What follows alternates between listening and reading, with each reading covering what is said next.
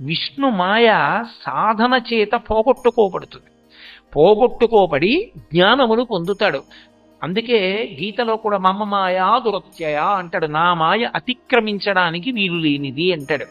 విష్ణుమాయ తొలగాలి అంటే విష్ణువే కారణమై ఉంటాడు. అందుకే మీరు కొంచెం ఉపాసనా రహస్యాన్ని గమనిస్తే ఇంద్రియములు తెలివితో ఉన్న కాలంలో ఆరాధనీయుడెవరు అంటే విష్ణువు ప్రధానుడై ఉంటాడు. అందుకే నిద్ర లేవగానే ముందు ఎవరి పేరు పలుకుతామంటే శ్రీహరి శ్రీహరి శ్రీహరి అంటూ నిద్ర లేస్తారు.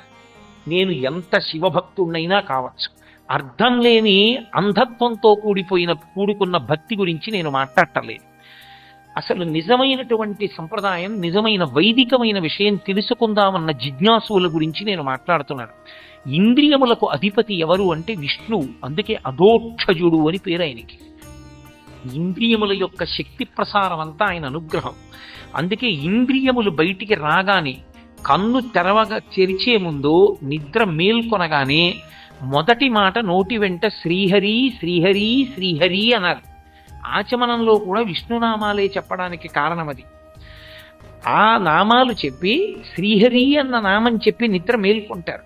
ఆయన ఇంద్రియములకు అధిపతి అయి ఉంటాడు. ఆయనని ఉపాసన చేస్తే ఆయన ఇచ్చే అనుగ్రహం ఏమిటి అంటే విష్ణుమాయని తొలగిస్తాడు. మాయ తొలగిపోతే ఎవరు కనపడతారు అంటే పరమశివుడి యొక్క అనుగ్రహం కలుగుతుంది. శివానుగ్రహం కలిగితే శివుని యందు ఐక్యమవుతాడు.